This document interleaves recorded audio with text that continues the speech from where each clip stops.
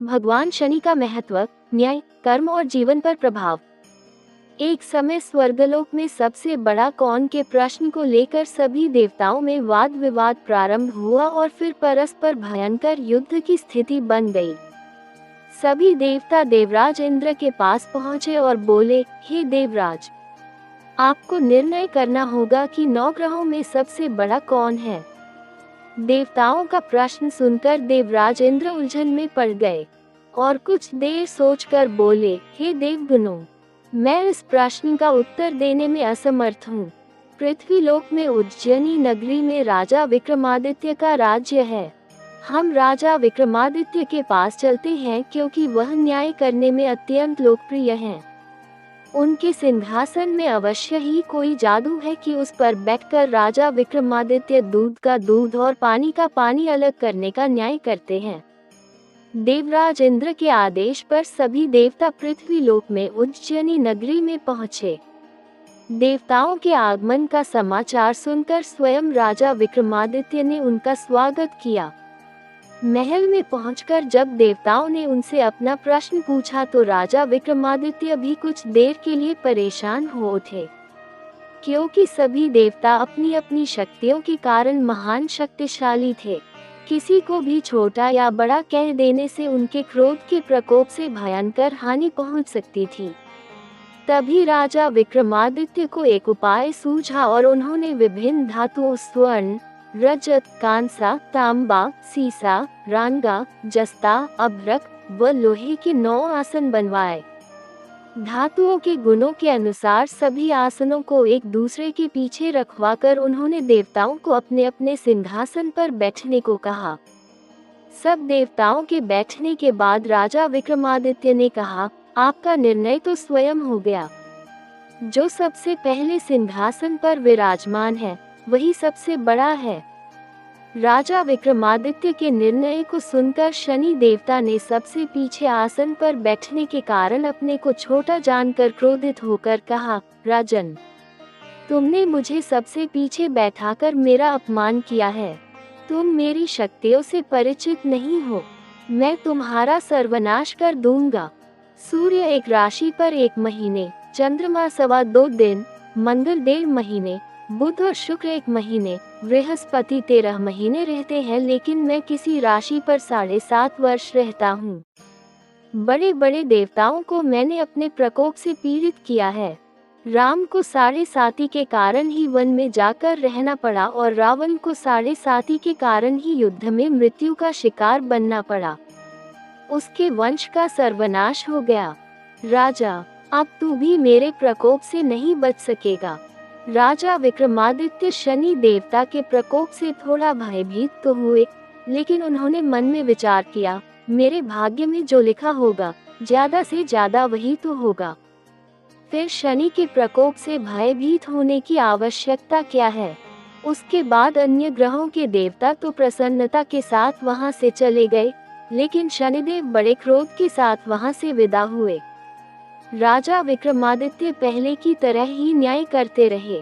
उनके राज्य में सभी स्त्री पुरुष बहुत आनंद से जीवन यापन कर रहे थे। कुछ दिन ऐसे ही बीत गए। उधर शनि देवता अपने अपमान को भूले नहीं थे। विक्रमादित्य से बदला लेने के लिए एक दिन शनिदेव ने घोड़े के व्यापारी का रूप धारण किया और बहुत से घोड़ों के साथ उज्जैनी नगरी में पहुंचे। राजा विक्रमादित्य ने राज्य में किसी घोड़े के व्यापारी के आने का समाचार सुना तो अपने अश्वपाल को कुछ घोड़े खरीदने के लिए भेजा। अश्वपाल ने वहां जाकर घोड़ों को देखा तो बहुत खुश हुआ, लेकिन घोड़ों का मूल्य सुनकर उसे बहुत हैरानी हुई। घोड़े बहुत कीमती थे। अश्वपाल ने जब वापस लौटकर इस संबंध में बताया तो राजा ने स्वयं आकर एक सुंदर व शक्तिशाली घोड़े को पसंद किया। घोड़े की चाल देखने के लिए राजा उस घोड़े पर सवार हुआ तो वह घोड़ा बिजली की गति से दौड़ पड़ा। तेजी से दौड़ता हुआ घोड़ा राजा को दूर एक जंगल में ले गया और फिर राजा को वहां गिराकर जंगल में कहीं गायब हो गया। राजा अपने नगर को लौटने के लिए जंगल में भटकने लगा, लेकिन उसे लौटने का कोई रास्ता नहीं मिला। राजा को भूख प्यास लग आई। बहुत घूमने पर उसे एक चरवाहा मिला। राजा ने उससे पानी मांगा। पानी पीकर राजा ने उस चरवाहे को अपनी अंगूठी दे दी। फिर उससे रास्ता पूछकर वह जंगल से बाहर निकलकर पास के नगर में पहुंचा। राजा ने एक सेठ की दुकान पर बैठकर कुछ देर आराम किया। उस सेठ ने राजा से बातचीत की तो राजा ने उसे बताया कि मैं उज्जैनी से आया हूँ। राजा के कुछ देर दुकान पर बैठने से सेठ जी की बहुत बिक्री हुई। सेठ ने राजा को बहुत भाग्यवान समझा और उसे अपने घर भोजन के लिए ले गया। सेठ के घर में सोने का एक हार खूंटी पर लटका हुआ था। राजा को उस कमरे में अकेला छोड़कर सेठ कुछ देर के लिए बाहर गया। तभी एक आश्चर्यजनक घटना घटी। राजा के देखते देखते सोने के उस हार को खूंटी निगल गई। सेठ ने कमरे में लौटकर हार को गायब देखा तो चोरी का संदेह राजा पर ही किया, क्योंकि उस कमरे में राजा ही अकेला बैठा था। सेठ ने अपने नौकरों से कहा कि इस परदेसी को रस्सियों से बांधकर नगर के राजा के पास ले चलो। राजा ने विक्रमादित्य से हार के बारे में पूछा तो उसने बताया कि उसके देखते ही देखते खूंटी ने हार को निगल लिया था। इस पर राजा ने क्रोधित होकर चोरी करने के अपराध में विक्रमादित्य के हाथ पांव काटने का आदेश दे दिया। राजा विक्रमादित्य के हाथ पांव काटकर उसे नगर की सड़क पर छोड़ दिया गया। कुछ दिन बाद एक तेली उसे उठाकर अपने घर ले गया और उसे अपने कोल्हू पर बैठा दिया। राजा आवाज देकर बैलों को हाँकता रहता। इस तरह तेली का बैल चलता रहा और राजा को भोजन मिलता रहा। शनि के प्रकोप की 7.5 पूरी होने पर वर्षा ऋतु प्रारंभ हुई।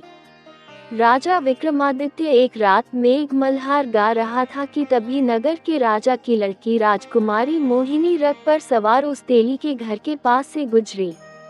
उसने मेघ मल्हार सुना तो उसे बहुत अच्छा लगा और दासी को भेजकर गाने वाले को बुला लाने को कहा।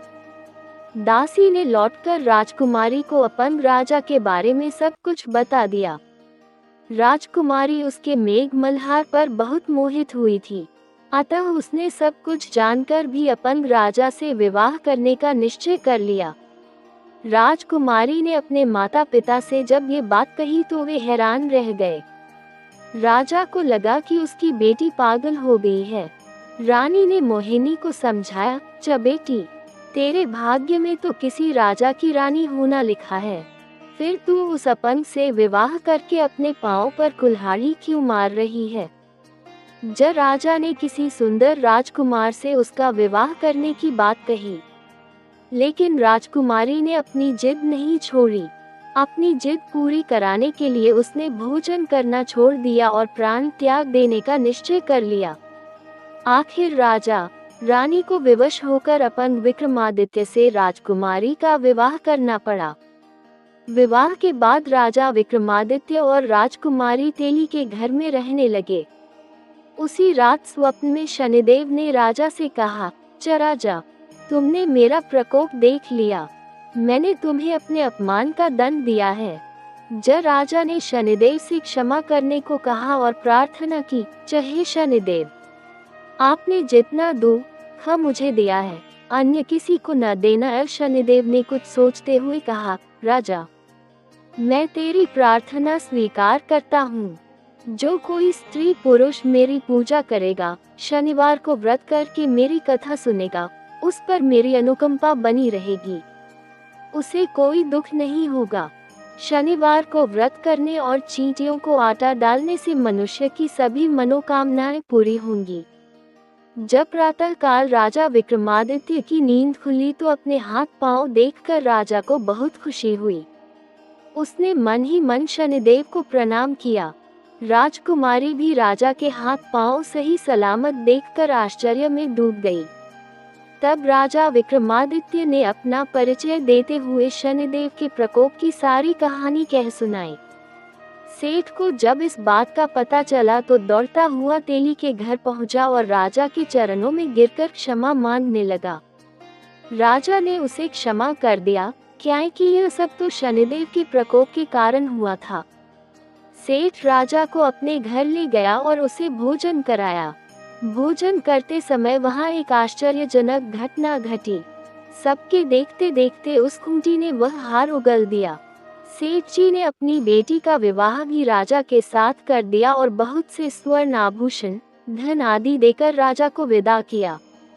राजा विक्रमादित्य राजकुमारी मोहिनी और सेठ की बेटी के साथ उज्जैनी पहुंचे तो नगर वासियों ने हर्ष से उनका स्वागत किया। उस रात उज्जैनी नगरी में दीप जलाकर लोगों ने दिवाली मनाई। अगले दिन राजा विक्रमादित्य ने पूरे राज्य में घोषणा करवाई, शनि देव सब देवों में सर्वश्रेष्ठ हैं।